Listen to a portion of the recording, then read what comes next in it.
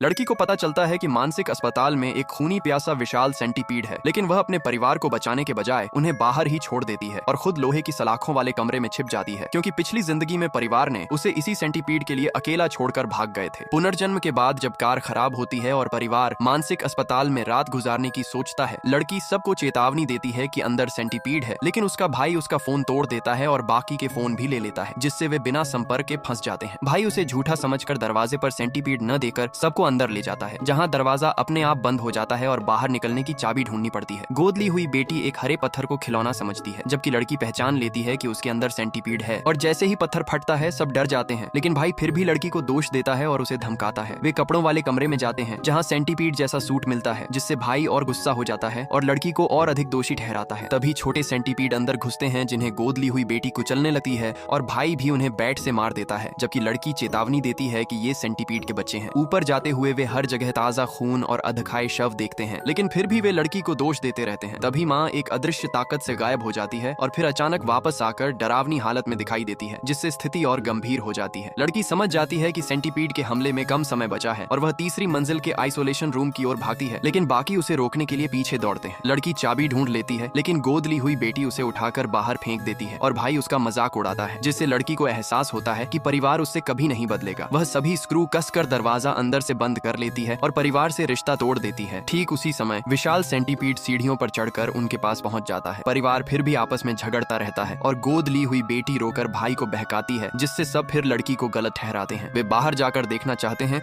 कि सच में कोई राक्षस है या नहीं, जबकि लड़की उन्हें बार बार चेतावनी देती है कि समय कम है और सेंटीपीड आते ही सबको मार देगा। वे मेडिकल स्टोरेज रूम में जाकर चीजें ढूंढने लगते हैं और सही रास्ते को लेकर बहस करते हैं, जबकि लड़की याद करती है कि पहले जन्म में कमरा 302 से उसे नक्शा मिला था, जहां चाबी की जगह चिन्ह थी। परिवार लड़की पर चिल्लाता है कि उसने दरवाजा क्यों नहीं खोला और उसे धक्का देता है, लेकिन लड़की उन्हें फिर चेतावनी देती है कि सेंटीपीड अंधेरी छोड़ी जगहों पर रहता है और गलत रास्ते पर जाना मौत को बुलाना है। परिवार उसकी बात अनदेखी करके आगे बढ़ता है और लड़की पछताती है कि उसने उन पर समय क्यों बर्बाद किया, क्योंकि विशाल सेंटीपीड हर सेकंड करीब आ रहा था।